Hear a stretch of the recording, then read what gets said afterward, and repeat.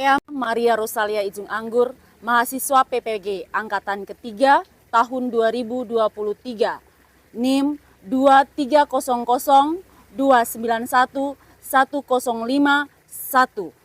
SMA Katolik Frateran Podor Larantuka, bidang studi biologi, Lembaga Perguruan Tinggi Universitas Muhammadiyah Jember, hari ini akan melakukan ujian kinerja di SMA Katolik Frateran Podor Larantuka. Inilah video pembelajaran saya, selamat menyaksikan. Siap, Mak. Selamat pagi, sebelum kita mulai pembelajaran kita pada hari ini, marilah kita semua berdiri untuk mengawal kegiatan kita dengan doa. Bapa, Bapa dan Putra dan Roh Kudus, amin. Bapa Bapa kami yang ada di surga, dimuliakanlah namamu. Datanglah kerajaanmu, jadilah kehendak-mu di atas bumi seperti di dalam surga. Berilah kami rezeki pada hari ini, dan ampunilah kesalahan kami, seperti kami pun mengampuni yang bersalah kepada kami. Dan janganlah masukkan kami ke dalam pencobaan, tapi bebaskanlah kami dari yang jahat. Amin. Indati Kudus, Doakanlah kami, dan Bapa, Bapa dan Putra dan Roh Kudus. Amin. Silakan duduk semuanya. Terima kasih. Oke, sebelum kita mulai kegiatan pembelajaran kita pada hari ini, diharapkan semua tenang. Siapa yang tidak hadir hari ini? Satu orang. Aron, Vianney.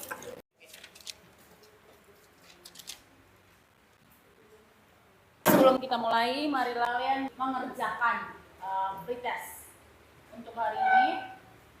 Silakan dikerjakan pretestnya. Kirim pretestnya di WA.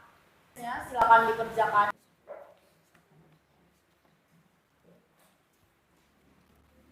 Silakan waktunya 3 menit. Setelah itu dikumpulkan pretestnya.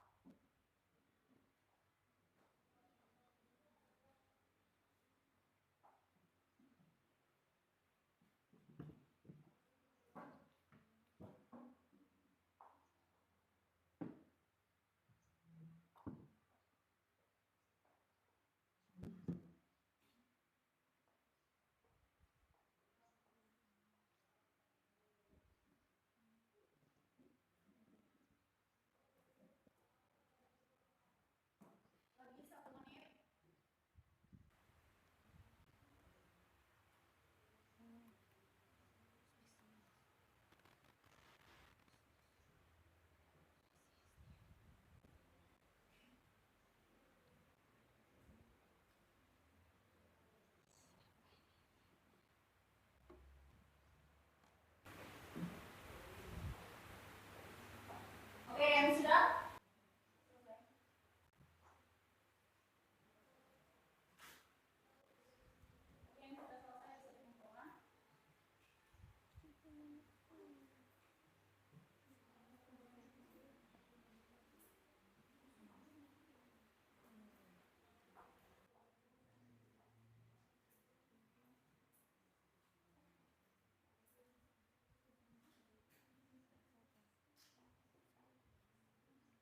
Oke, 5 nomor saja ya.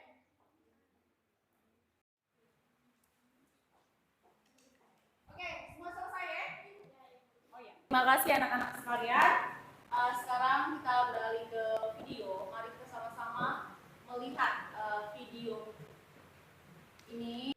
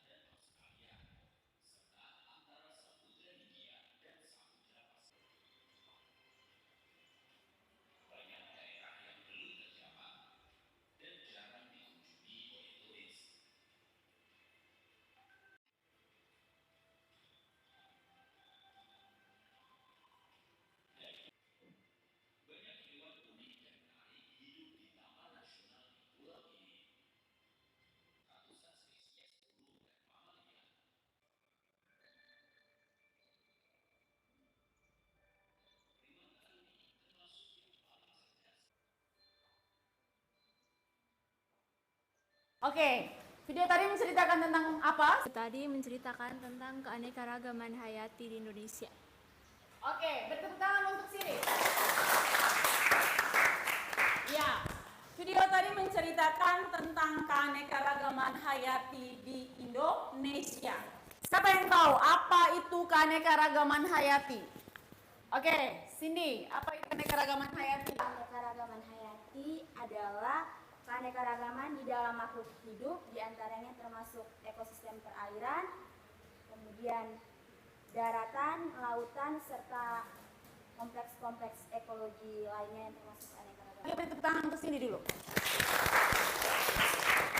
Oke, jadi keanekaragaman hayati itu adalah menyangkut semua makhluk hidup di muka bumi ini bersama dengan lingkungannya, baik itu perairan, daratan, dan semua ekologi di muka bumi ini termasuk dalam yang namanya keanekaragaman hayati.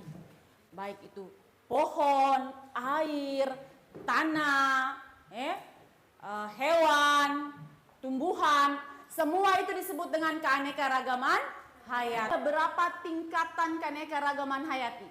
Siapa yang bisa? Ada 3 tingkatan keanekaragaman hayati. Yang pertama, keanekaragaman hayati tingkat gen. Yang kedua, keanekaragaman hayati tingkat jenis. Yang ketiga, keanekaragaman hayati tingkat ekosistem. Oke, kita berikan tepuk tangan dulu. Silakan semua membuka HP. Ibu sudah mengirimkan LKPD-nya di dalam HP kalian. LKPD 1 dikerjakan oleh kelompok 1 dan LKP 2 dikerjakan oleh kelompok 2 dan LKP 3 kelompok 3 dan LKPD 4 kelompok 4. Silakan semuanya masuk dalam kelompoknya masing-masing. Oke, kursinya diangkat, dibuat bentuk kelompoknya masing-masing.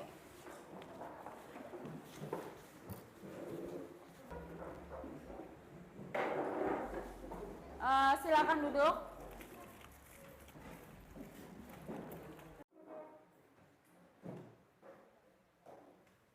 Diangkat kursinya. Nah, diangkat kursinya. Oke.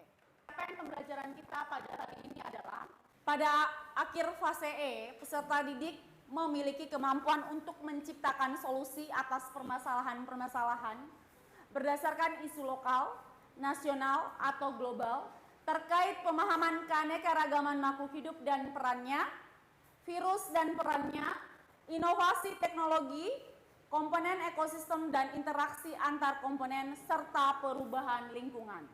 Yang berikut, alur tujuan pembelajaran yaitu yang pertama, menganalisis tingkat keanekaragaman hayati di Indonesia. Yang kedua, menganalisis persebaran keanekaragaman hayati di Indonesia berdasarkan garis Wallace dan garis Weber. Dan yang ketiga, menganalisis ancaman keanekaragaman hayati di Indonesia dan bagaimana upaya pelestariannya.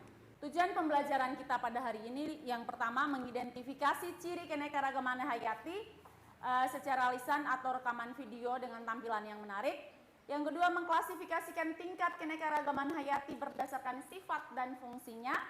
Yang keempat, menganalisis dampak punahnya keanekaragaman hayati dan mengaitkannya dengan kehidupan nyata.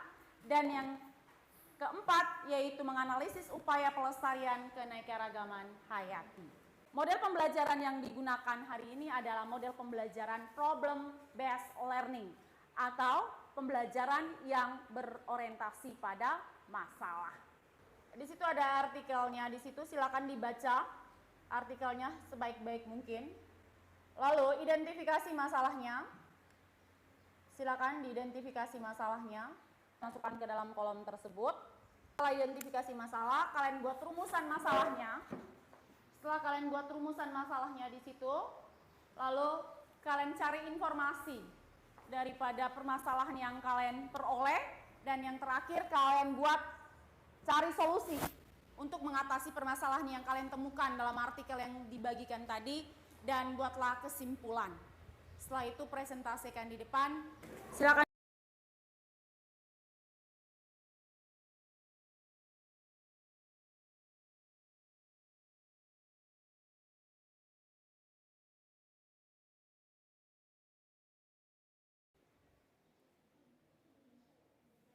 Masalah itu hanya satu, yaitu rusaknya hutan di Kalimantan itu yang baru. Penyebab rumusan masalahnya itu apa?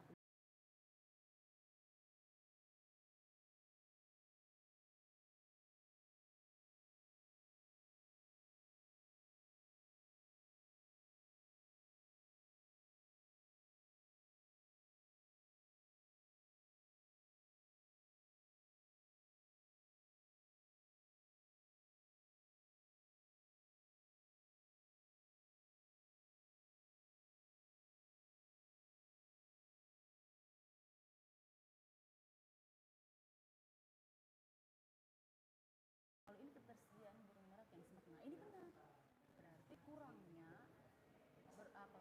burung atau berkurangnya juga burung merak di daerah ini. Nah, kalau masalah keempat, menyelenggarakan kompetisi burung merak, solusi eksekutif adalah pelestarian di luar habitat asli untuk menyelamatkan burung merak tadi, diambil dari habitat asli, dibuat satu tempat wadah untuk perlindungan dia khususnya.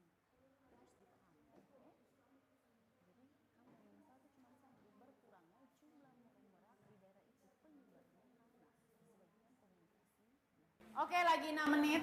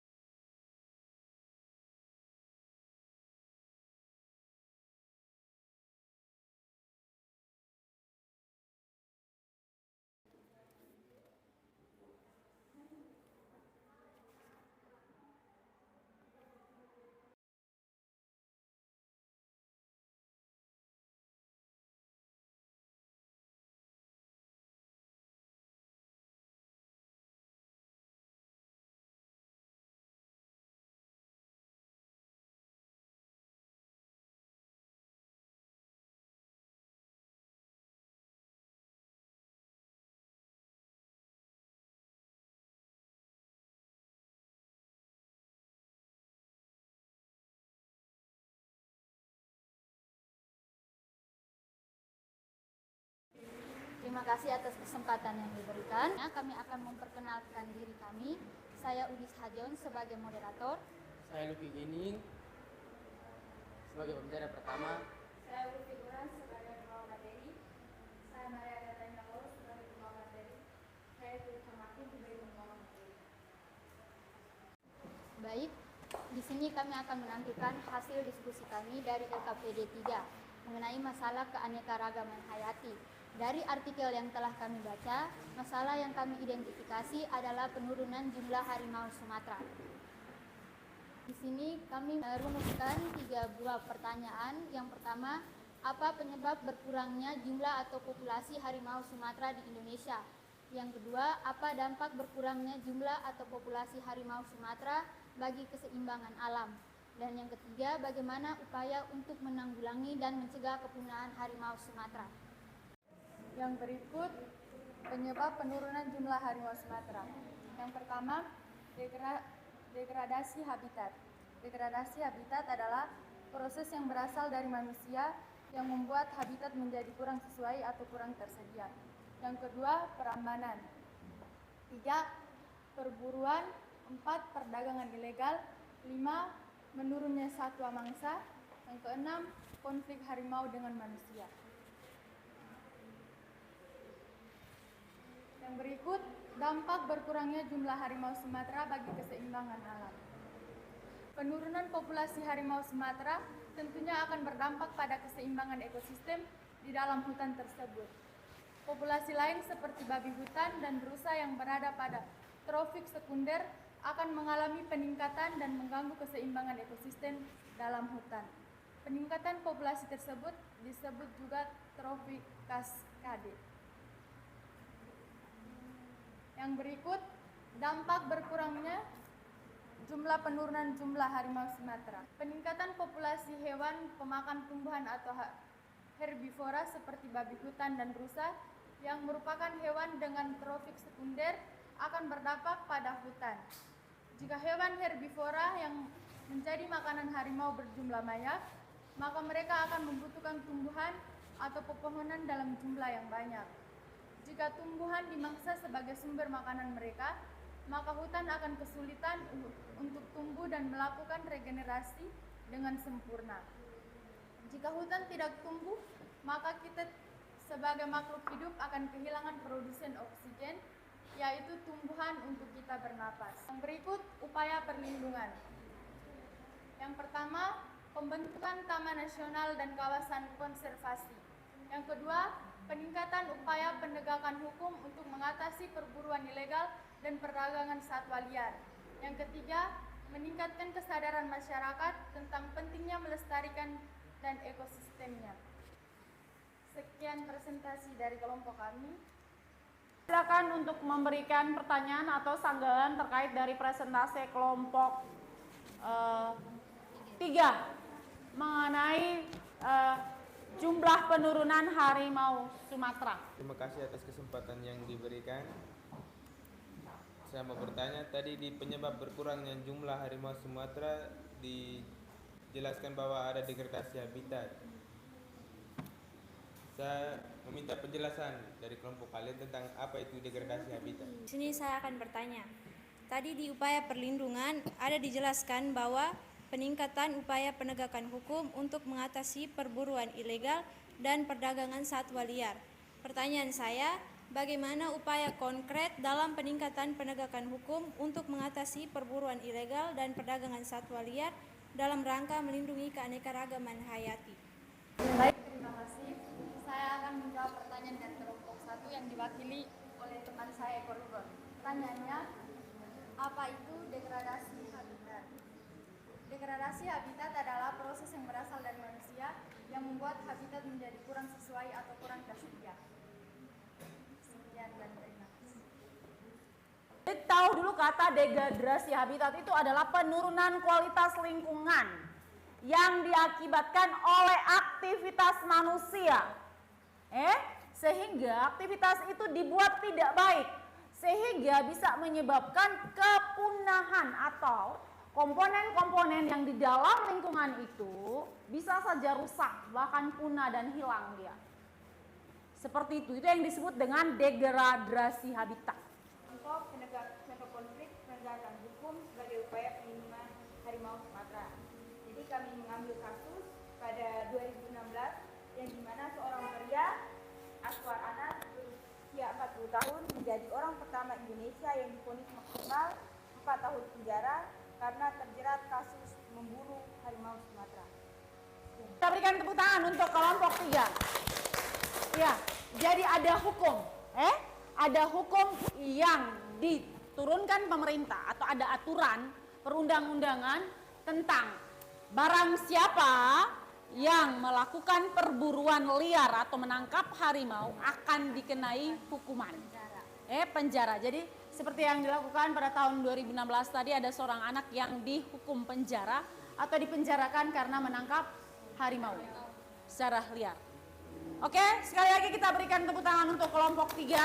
Ya, silakan kembali kelompok 3. Baik, selamat pagi teman-teman semua. Selamat pagi. Kami dari kelompok 2 akan mempresentasikan hasil kerja kelompok kami terkait artikel dengan materi keanekaragaman hayati. Saya Katarina Tarika sebagai moderator. Saya Cecilia Kelengzawan sebagai pembawa materi. Saya Desmond Maria Alexandria Francisca. Saya Franciscus Matilda.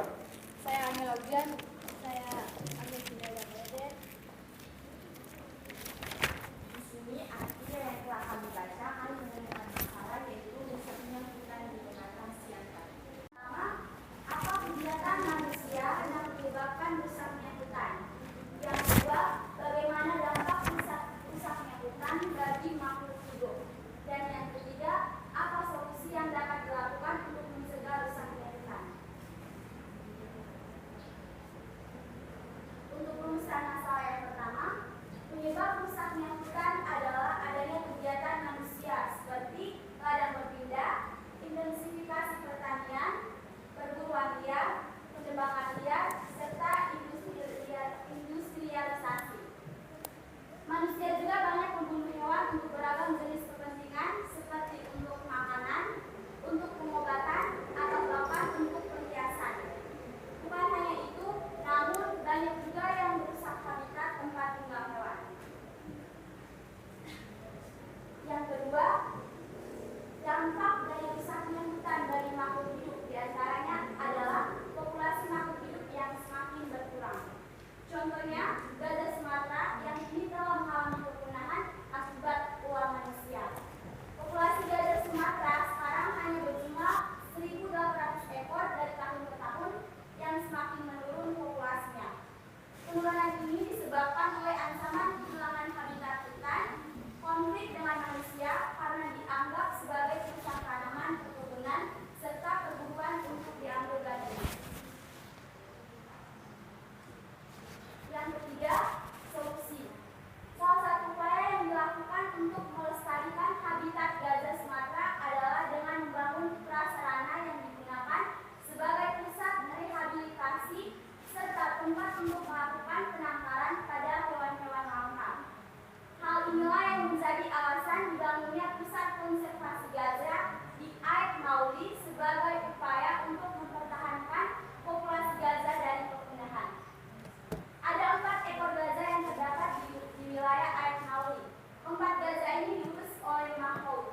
Mahfud adalah istilah untuk pawang gajah yang bertugas merawat gajah, termasuk membersihkan kandang, menjaga kesehatan gajah, dan memonitoring reproduksi gajah,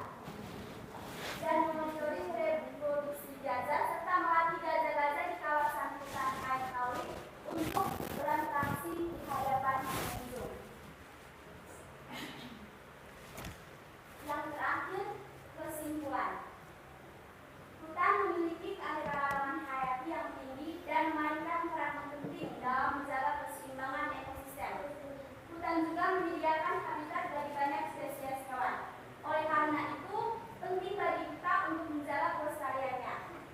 Pada artikel yang telah kami baca dan yang telah dibahas, dapat disimpulkan bahwa dengan adanya upaya konservasi, diharapkan keberadaan satwa langka tersebut tetap terjaga dari ambang perburuan, sehingga kelestarian keanekaragaman hayati satwa langka di Indonesia tetap terjaga pada masa yang akan datang. Juga menyadarkan masyarakat akan betapa pentingnya kelestarian gajah di habitat aslinya. Sekian presentasi dari saya melalui kelompok 2. Terima kasih. Oke, kita berikan aplaus untuk kelompok 2. Nah, tadi sudah dipaparkan bahwa salah satu penyebab kerusakan hutan adalah perburuan liar. Di sini saya mau bertanya, bisa dijelaskan secara rinci apa hubungan perburuan liar dengan kerusakan hutan? Terima kasih. Baik, teman Dewi, saya bertanya. Baik, terima kasih atas waktu dan kesempatan yang telah diberikan kepada saya.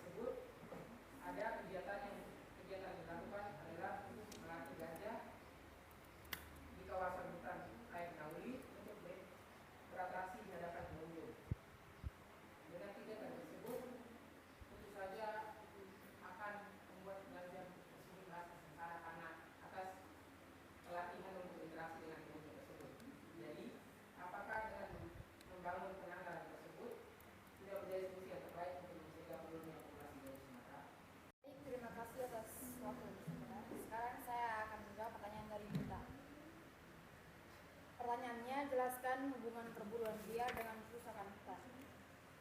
Perburuan liar memiliki dampak yang signifikan terhadap kerusakan hutan dan kepunahan spesies.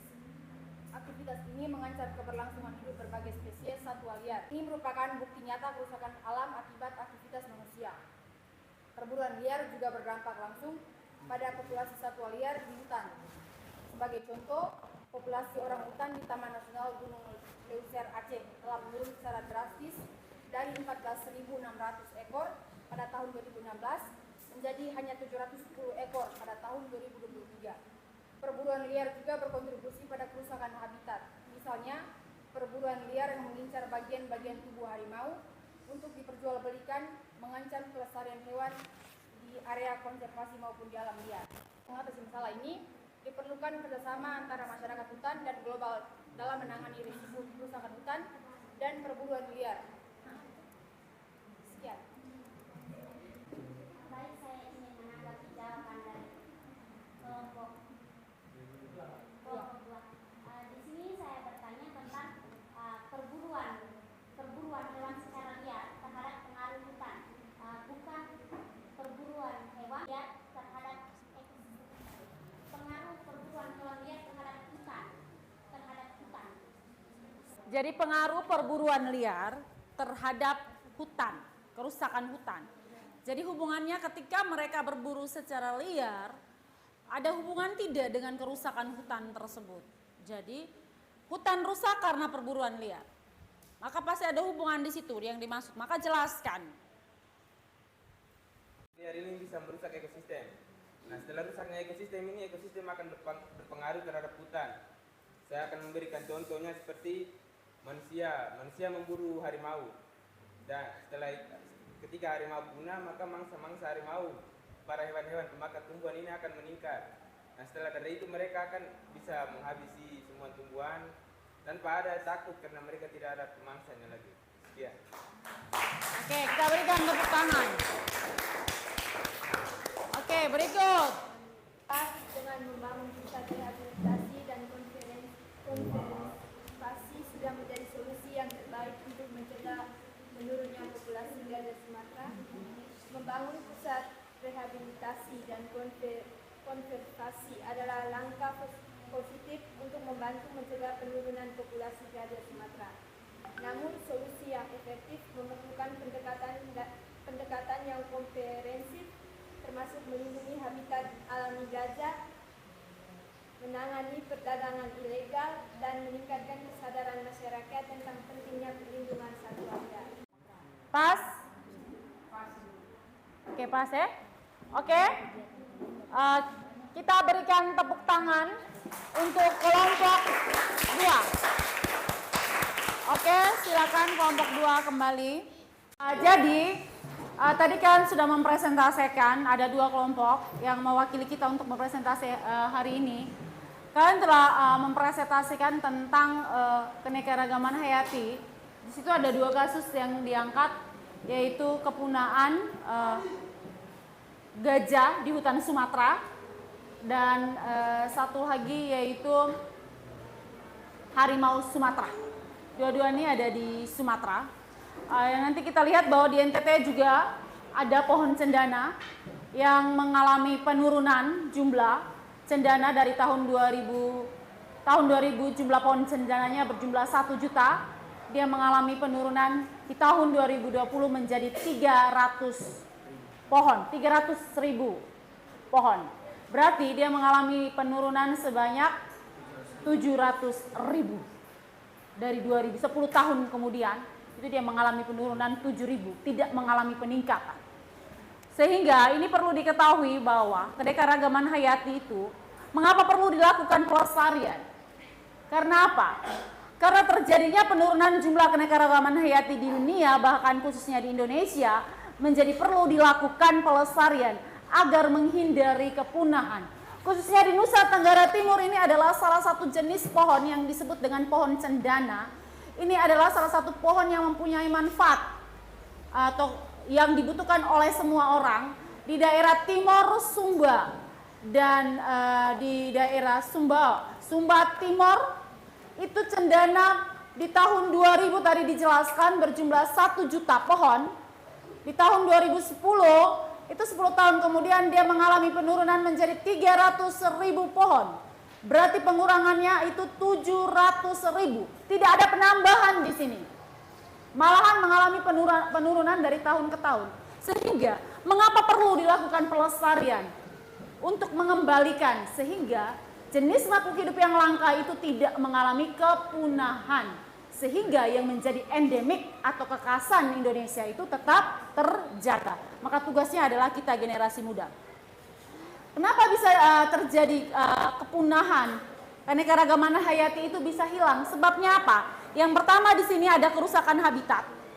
Jadi habitat atau tempat tinggalnya itu rusak sehingga bisa menyebabkan kepunahan atau hilangnya keanekaragaman hayati. Yang kedua terjadi polusi. Polusi ini akan menyebabkan terjadinya pencemaran pada lingkungan. Pencemaran pada lingkungan inilah yang bisa menyebabkan penurunan keanekaragaman hayati, bahkan bisa hilang. Lalu ini terjadi eksploitasi. Eksploitasi ini atau perburuan yang terjadi, pengambilan keanekaragaman hayati secara besar-besaran tetapi tidak mengembalikannya. Lalu yang keempat di sini terjadi perubahan iklim. Iklim ini bisa terjadi perubahan yang notabene-nya kalau kita lihat di Nusa Tenggara Timur, yaitu Kabupaten Flores Timur itu memang dasarnya panas. Tetapi Kabupaten Manggarai Tengah, ibu kotanya Ruteng, itu terkenal dengan daerah yang mempunyai iklim suhunya itu sangat dingin. Tetapi sekarang justru Ruteng juga sudah panas. Ini terjadi perubahan iklim lah, bisa menyebabkan terjadinya hilangnya atau punahnya keanekaragaman hayati di suatu daerah atau tempat. Lalu yang ketiga, spesies atau invasif dan penyakit. Jadi terjadi penyakit di suatu daerah atau tempat tinggal untuk makhluk hidup, itu juga bisa menyebabkan makhluk hidup itu menjadi punah atau hilang. Sehingga ini perlu dilestarikan, perlu dijaga dengan sebaik-baiknya. Yang berikut kita lihat di sini. Di sini ada 3,6 juta hektar dengan 3 kali luas lapangan bola, ini per menit dengan juta ini, lalu dibangun lapangan bola. Hutan yang dulunya sekarang kalian lihat di kita daerah kita di sini di Lowlere khususnya, di belakang sekolah kita, di atas dibangun gor. Lahan yang begitu besar sudah ditebas dan dibuat pembangunan gor untuk Kabupaten Flores Timur. Maka suatu saat nanti bisa terjadi erosi di situ. Karena daerah ini adalah daerah lereng. Maka ini perlu dijaga. Penyebabnya ini apa? Deforestasi ini.